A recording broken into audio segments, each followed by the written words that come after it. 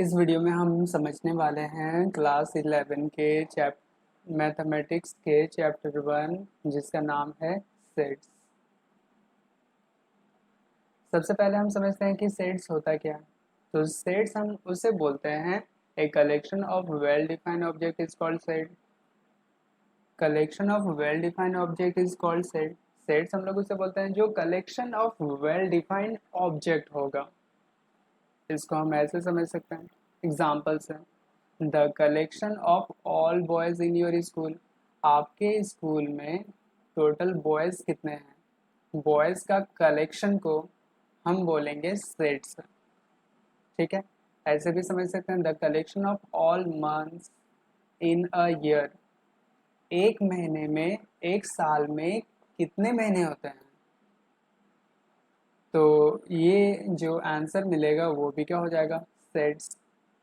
अब हम समझते हैं कि सेट्स को कैसे करके पहचानेंगे, कोई सेट्स हैं और कैसे करके पहचानेंगे कौन सेट्स नहीं होगा।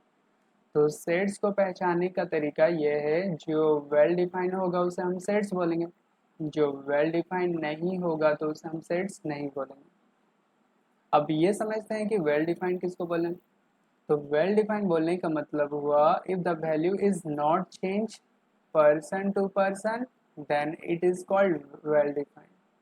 अगर हम पर्सन टू पर्सन अगर वैल्यू चेंज नहीं हो रहा है, बोलने का मतलब क्या हुआ कि अगर पर्सन टू पर्सन अगर वैल्यू चेंज नहीं हो रहा है तो इसे हम बोलते हैं वेल डिफाइंड। एग्जाम्पल से समझ सकते हैं। Total alphabets in English. मान लेते हैं कि मेरे पास ना 3 आदमी हैं। पहला है ए, दूसरा है बी और तीसरा है सी। मैंने क्या किया, इन तीनों आदमी से पूछा मैंने कि टोटल अल्फ़ाबेट्स इन इंग्लिश कितने होते हैं।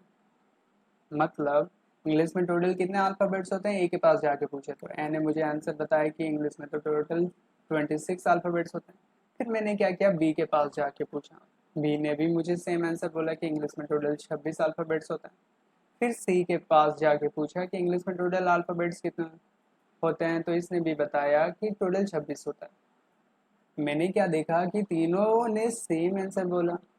मतलब क्या हुआ, जब मुझे आंसर सेम मिलेगा, जब मुझे आंसर सेम मिलेगा तो इसका मतलब क्या है, ये सब वेल डिफाइंड होगा तभी ना आंसर सेम है।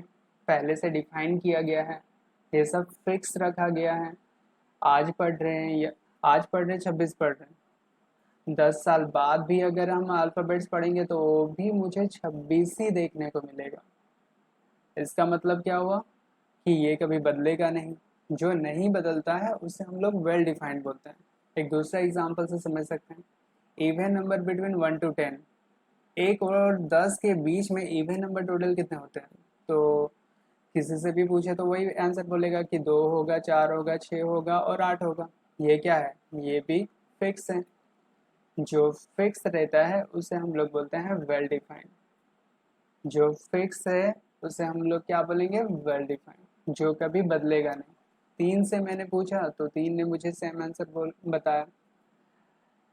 अब फिर एक क्वेश्चन देखते हैं, मंथ्स इन अ ईयर, एक साल में कितने महीने होते हैं। 3 से अगर फिर से मैं पूछूंगा तो 3 फिर से यही आंसर बोलेगा कि एक साल में 12 महीने होता है। इसका मतलब क्या पता चल रहा है, जो नहीं बदल रहा उसे हम लोग क्या बोलते हैं, वेल डिफाइंड। एक और एक एग्जांपल से समझ सकते हैं, डेज इन अ वीक, एक सप्ताह में कितने दिन होते हैं। तो सब आंसर क्या बताएगा, 7 होते हैं। इसका मतलब क्या हुआ, जो आंसर अगर नहीं बदल रहा है मतलब सेम मिल रहा है तो उसे हम लोग बोलेंगे वेल डिफाइंड। ठीक है, अब हम समझते हैं कि नॉट वेल डिफाइंड तब क्या होगा। If the value is change person to person then it is called not well defined. अगर वैल्यू ले रहे हैं और वो पर्सन टू पर्सन अगर चेंज हो जा रहा है तो उसे हम लोग बोलेंगे नॉट वेल डिफाइंड। कैसे करके, तो यहाँ पे समझ सकते हैं।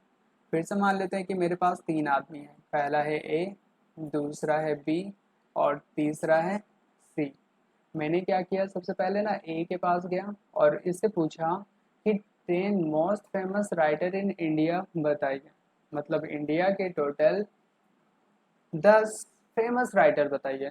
तो ए ने मान लो कि रविंद्रनाथ टैगोर बताया, फिर मान लो कि मुंशी प्रेमचंद्र बताया, ऐसे करके इसने ना 10 बताया। फिर बी के पास मैंने गया और इससे पूछा 10 most famous writer in India बताओ। तो इसने क्या किया, रॉबर्ट फ्रॉस्ट बता दिया, या फिर इसने कुछ और भी दूसरा ऐसे राइटर बता दिया, इसने कुछ बंगला के राइटर बता दिया। तो मैंने क्या किया ना, तीनों का जब आंसर को मैच किया तो तीनों में ना मुझे आंसर सेम नहीं लगा। आंसर अगर सेम नहीं मिल रहा है, आंसर अगर सेम नहीं मिल रहा है तो उस टाइम पे हम क्या बोलेंगे, ये वेल डिफाइंड ऑब्जेक्ट नहीं होगा, ये वेल डिफाइंड नहीं है। फिर से एक बार समझ सकते हैं। दूसरा example, 10 rich man in India. पहला से पूछेंगे तो वो कुछ और बताएगा, दूसरा से के पास जाके पूछेंगे तो ये भी कुछ और बताएगा, तीसरा के पास जाके पूछेंगे तो ये भी कुछ और बताएगा। तो ये भी क्या होगा, वेल डिफाइंड ऑब्जेक्ट नहीं होगा, वेल डिफाइंड नहीं होगा। अब फिर एक तीसरा एग्जांपल समझते हैं। मान लीजिए कि टॉप 5 कंपनीज इन इंडिया। तो मान फिर से ए बी और सी के पास जाएंगे तो हो सकता है कि पहला टाटा बता दे, फिर दूसरा टाटा बता दे, या फिर टिस्को बता दे। ठीक है, ऐसे करके ये कुछ 5 कंपनीज बता दिया। ये हो सकता है कि कुछ और बताया, फिर ये हो सकता है कुछ कुछ और बताया। ऐसे करके अगर होगा कि सबका अगर आंसर अगर सेम नहीं मिले, पर्सन टू पर्सन अगर आंसर बदलता जाए, तो इसे हम लोग बोलते हैं ये नॉट वेल डिफाइंड होता है। ठीक है, अब हम समझते हैं कि how to write sets. Sets को अगर हमें लिखना होगा तो सेट्स को हम लोग कैसे लिख सकते हैं। तो सेट्स का हम लोग दो तरीकों से लिख सकते हैं। पहला जो तरीका है इसे हम लोग बोलते हैं रोस्टर फॉर्म, और दूसरा जो तरीका है इसको हम लोग बोलते हैं सेट बिल्डर फॉर्म। क्या समझ में आया? कि बस ये बोलेंगे कि सेट्स को कितने तरीकों से लिख सकते हैं, तो सेट्स को दो तरीकों से लिख सकते हैं। पहला तरीका क्या है तो बोलेंगे रोस्टर फॉर्म, दूसरा तरीका क्या है तो बोलेंगे सेट बिल्डर फॉर्म।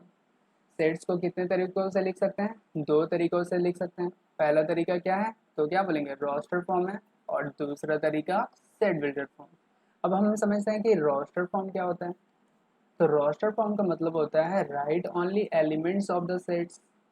सेट्स के जब सिर्फ हम एलिमेंट्स को लिखेंगे तो उससे हम लोग बोलेंगे ये रोस्टर फॉर्म है।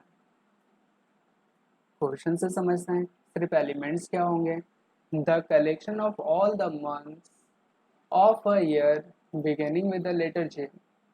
एक साल में जो महीने हैं और वो महीना जो जे से शुरू हो रहा है वो बताइए।